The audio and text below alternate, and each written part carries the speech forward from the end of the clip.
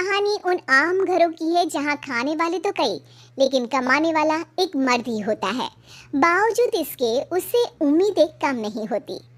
देखिए जी, सामने वाले वर्मा जी कैसी अच्छी तरह से सफाई करते हैं छुट्टी वाले दिन अपने घर की, और एक आप हैं। अरे यार, उनके पास कार है, ऑफिस पास में है और हफ्ते में 2 दिन की छुट्टी होती है, तो फर्क तो पड़ता है ना। मेरी तो शादी ही गलत हो गई। अरे कोई मस्त लड़का मिलता, कमाता भी, घुमाता भी, घर के कामों में भी मदद करता, लेकिन नहीं जी, हमारे वाले को तो कमाने से फुर्सत ही नहीं, और कमाई भी ऐसी कि कोई जरूरत पूरी ही नहीं हो रही है। सुनील बेचारा शीना को देखकर सोचता है कि शीना सही कह रही है। देखने में सुंदर है, घर का सारा काम कर लेती है, उसे तो कोई भी अच्छा लड़का मिल सकता था। क्या सोच रहे हैं? भागने का इरादा तो नहीं है? अरे नहीं मेरी प्यारी बीबी, मैं तो नहीं, पर डर है कि तुम नहीं कहीं भाग जाओ मुझे छोड़कर। शीला सुनील के मुंह से प्यार भरी बात सुनकर मुस्कुराती है। आप भी ना। सुनील एक दिन ऑफिस से घर आता है कि तभी शीना कहती है, सुनिए जी, वो मेरी सहेली आई थी, सारा दिन वो लोग यहीं थे, अब जा रही थी तो मैंने कहा नहीं नहीं मेरे पति छोड़ आएंगे ना तुम्हें, तो रोक लिया मैंने। सुनील थोड़ी देर कुछ सोचता है, फिर कहता है ठीक है, मैं कपड़े चेंज करके आता हूँ। अरे तेरे पति को तो लग रहा है कि अच्छा नहीं लगा। अरे नहीं नहीं, ऐसी कोई बात नहीं है, रुको मैं अभी उन्हें घर के कपड़े देकर आती हूँ। शीना अंदर जाती है जहाँ सुनील पलंग पर लेटा होता है। अरे क्या मजाक है, वो कह रही है कि आपने मुंह बना लिया। सही तो कह रही है, सुबह से अब ऑफिस से लौटा हूँ, एक कप चाय का तो पूछा नहीं, 20 किलोमीटर जाओ और आओ, और फिर कल उसी टाइम पर ऑफिस। अरे यार, मुझे गाड़ी चलानी आती ना तो बोलती भी नहीं आपको, और कौन सा रिक्शा खींच कर जाना है आपको। सुनील अब क्या बोलता। रात देर से आता है और सो जाता है। अगले दिन शरीर दर्द हो रहा है। अरे तो मत जाओ ना ऑफिस, चलते हैं ना मार्केट घूमने, फिर पिक्चर देखेंगे और रात में खाना खाकर घर वापस। सुनील जब सारे दिन की थकान वाला शेड्यूल सुनता है तो वो सीधे सीधे ऑफिस के लिए तैयार हो जाता है। अब आए दिन शीना की डिमांड बढ़ती चली जाती है और सुनील उसको पूरा भी करता, लेकिन एक दिन, ए जी मेरा भाई आ रहा है, उसे 2 लाख रुपए की जरूरत है। हाँ तो मैं क्या करूँ शीना, मेरे पास इतने रुपए नहीं है। हाँ हाँ पता है नहीं है, लेकिन किसी से लेकर तो दे सकते हो ना। अरे मैं किससे मांगू, मेरे तो जानने में भी कोई नहीं है जिसके पास इतनी बड़ी रकम हो। तभी वहाँ शीना का भाई शीनू आ जाता है।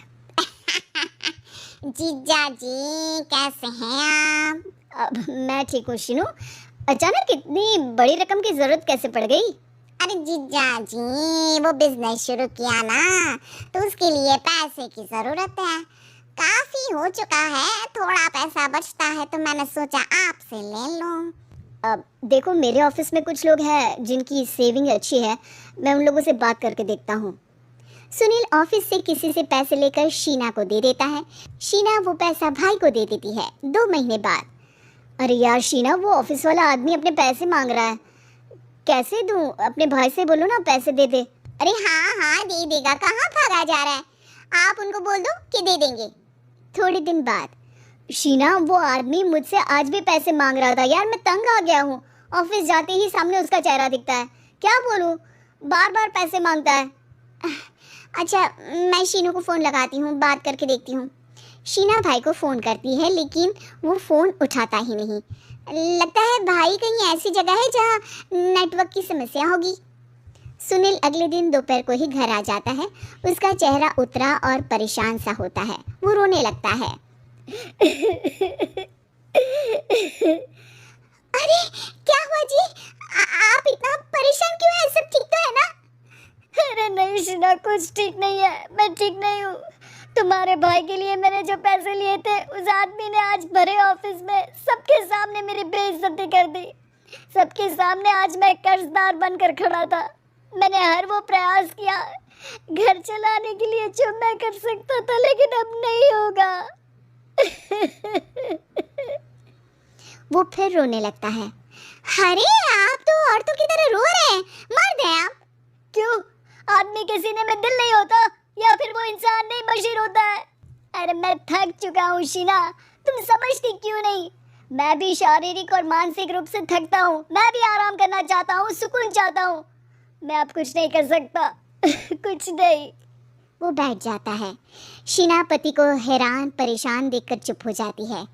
अगले दिन, सुनिए, ये लीजिए 2 लाख रुपए, उस आदमी को दे दीजिए और बोल दीजिए कि आज के बाद किसी को पैसे के लिए बेइज्जत ना करे। सुनील पैसे देखकर राहत की सांस लेता है। अरे शीना, तुमने तो मेरा बहुत बड़ा काम कर दिया। अब मैं शान से ऑफिस जा सकता हूँ। लेकिन ये पैसे आए कहाँ से?